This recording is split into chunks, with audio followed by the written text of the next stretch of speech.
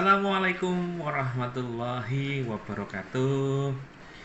Berjumpa kembali dengan saya Rifa Pranoto, CGP Angkatan 2 dari Kota Surabaya. Perkenankan saya untuk menyampaikan koneksi antar materi di modul 3.3 atau modul terakhir. Tidak terasa sudah menjadi penghujung dari kegiatan program guru penggerak Angkatan 2, utamanya saya berasal dari Kota Surabaya. Di modul 3.3 tentang koneksi antar materi pengolahan program yang berdampak kepada murid. Nah, hal-hal yang menarik yang dapat saya berikan dari pembelajaran yang ada di modul 3.3. Yang pertama adalah program yang saya susun atau yang akan disusun oleh sekolah. Saya merasa selama ini berpijak pada kegiatan-kegiatan yang lalu atau kegiatan-kegiatan yang sudah ada sebelumnya, ya, merupakan rutinitas yang ada. Nah, tidak dipikirkan bagaimana dampak ataupun efeknya baik atau buruknya kepada murid, dalam artian belum berpihak kepada murid. Itu yang saya lakukan selama ini sebelum mempelajari modul 3.3. Nah, setelah mempelajari modul 3.3, saya semakin paham dan sadar bahwasanya penyusunan program sekolah itu harus benar-benar berdampak kepada murid. Dampak yang positif utamanya, kalau saya boleh menambahkan. Dampak yang positif, dampak yang baik bagi murid. Nah, disesuaikan dengan potensi atau aset yang dimiliki oleh sekolah, dan semuanya harus memiliki dampak positif dan baik. Ya, sekali lagi, ya, dampak positif yang baik bagi murid. Kemudian yang kedua, bagaimana mempelajari modul 3.3 ini. 3.3 ini saya memberikan, saya sedikit menambah wawasan, ya, pengetahuan dalam hal menyusun program yang berdampak pada murid. Sekaligus saya belajar tentang MELR, ya, monitoring, evaluasi, learning, reporting atau monitoring, kemudian evaluasi pembelajaran, dan lapor. Monitoring dan evaluasi ini aktivitas yang sangat penting untuk mendukung tercapainya suatu tujuan dari proyek atau program yang dilakukan. Ada beberapa kata kunci strategi dalam mendesain program atau proyek itu. Yang pertama adalah aim, yang dampak yang diinginkan, kemudian objektif, tujuan yang ingin dicapai, kemudian output, ya, yaitu hasil yang cepat diraih, activity atau kegiatan program kegiatan yang dilakukan, dan yang terakhir adalah input, yaitu semua yang diperlukan selama melakukan kegiatan apa saja yang dibutuhkan. Nah, kemudian yang kedua tentang pembelajaran atau learning. Ini merupakan bagian hal-hal yang tidak terpisahkan, karena ada 4 hal yang penting dari pembelajaran di sini, yaitu yang pertama adalah fakta, yaitu catatan objektif untuk tentang apa yang terjadi, feeling, perasaan, bagaimana sosial emosional kita merasakan kegiatan dalam situasi itu, kemudian finding, temuan-temuan apa yang kita dapatkan dalam satu kegiatan, dan yang terakhir adalah future atau masa depan, yaitu menyusun pembelajaran ini atau hasilnya digunakan untuk di masa yang akan datang. Kemudian laporan atau reporting, ya, ini adalah pesan yang disampaikan secara sistematis dan objektif yang digunakan dalam menyampaikan informasi, ya, dari suatu bagian organisasi kepada bagian yang lain. Nah, lembaga ini butuh yang namanya laporan sebagai tindak lanjut dari kegiatan yang sudah kita laksanakan. Kemudian saya juga mempelajari yang namanya manajemen resiko. Nah, di sini kegiatan ini merupakan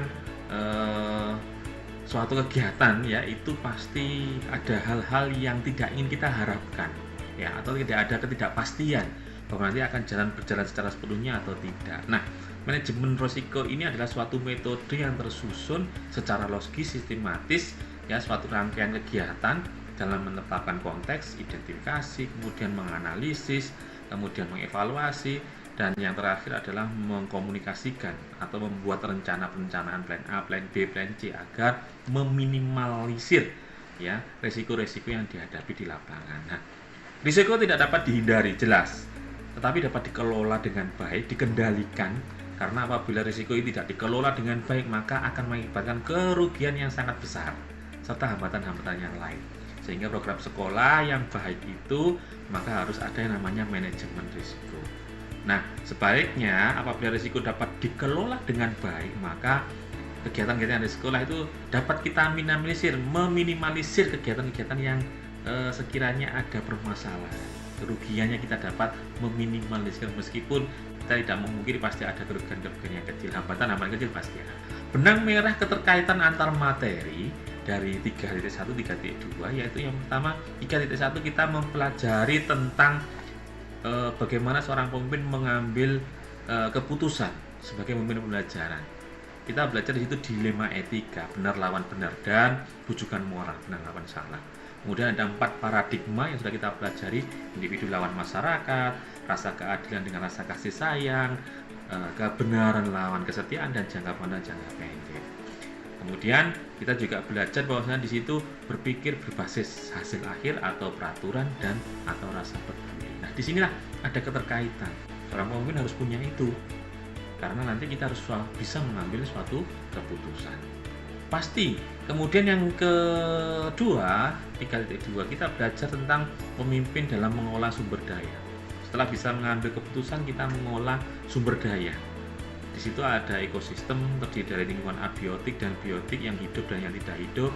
Kemudian ada berbasis pendekatan berbasis kekurangan atau masalah, ya, yang memusatkan pada kekurangan apa saja, yang mengganggu apa saja, yang tidak bekerja apa saja. Kemudian ada yang kedua, yang ini yang lebih penting, adalah berbasis aset, pendekatan berbasis aset. Jadi kita petakan aset yang kita miliki di sekolah, baik itu dari 7 aset, ya, dari aset manusia, aset lingkungan atau alam, aset sosial, finansial, agama, dan budaya, serta aset politik. Nah, mengambil keputusan sudah, kemudian pemetaan sudah, dan yang terakhir adalah kita menyusun.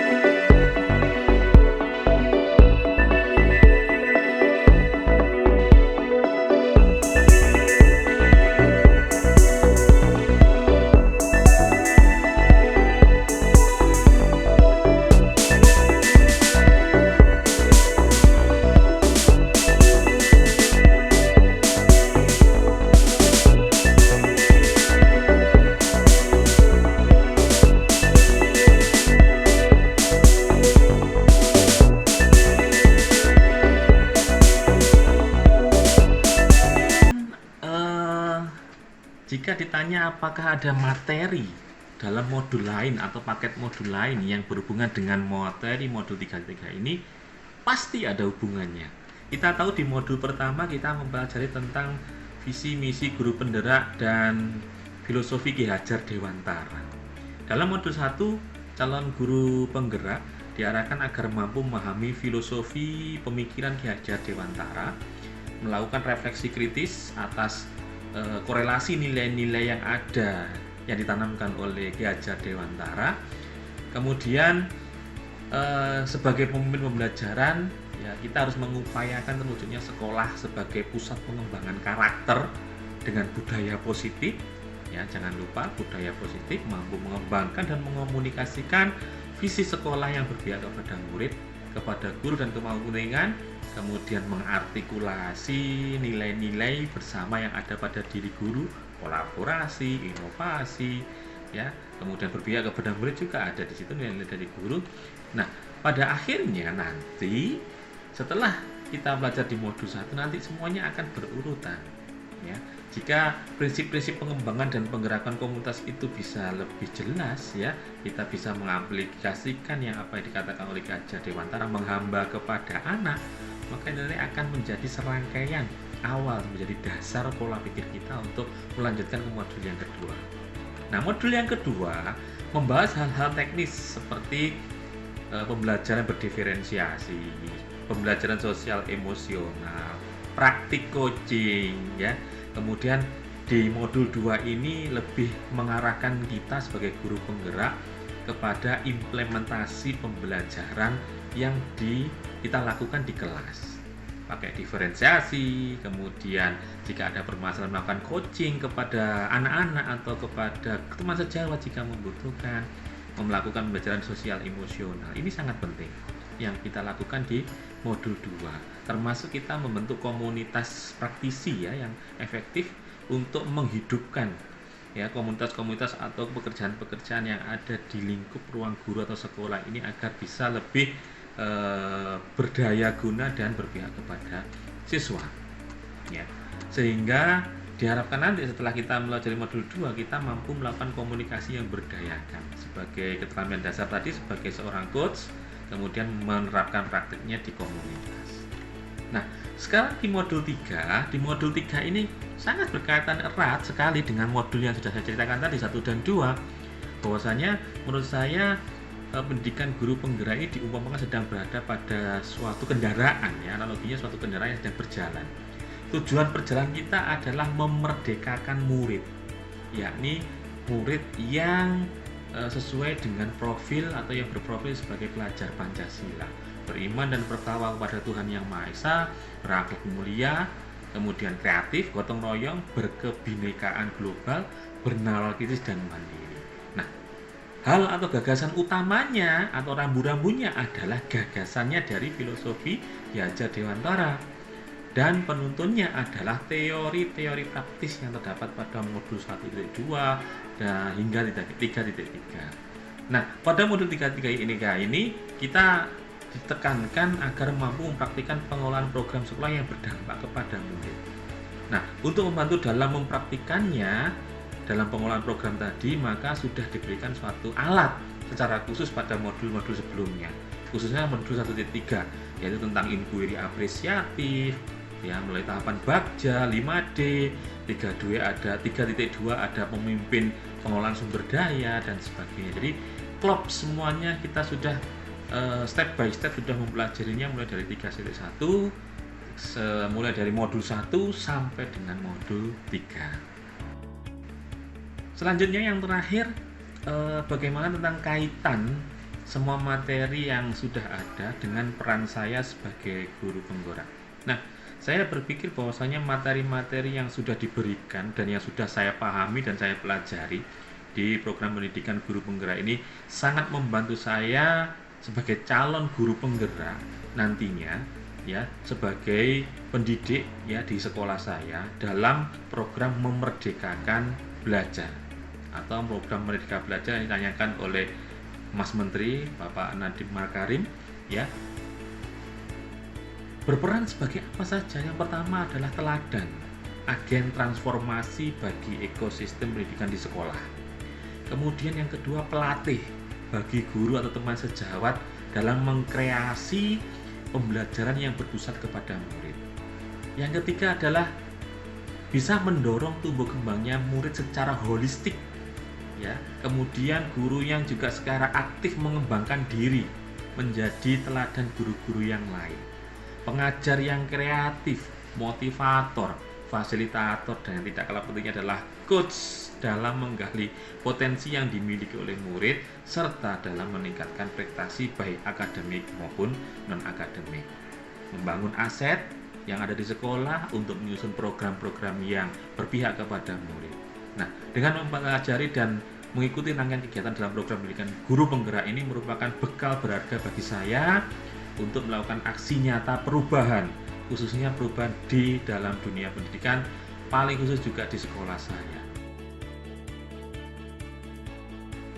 Demikian koneksi antar materi dari modul 3.3, semoga bisa bermanfaat dan menjadi inspirasi bagi teman-teman semuanya. Ada kurang dan lebih saya mohon maaf. Terima kasih. Wassalamualaikum warahmatullahi wabarakatuh. Salam dan bahagia.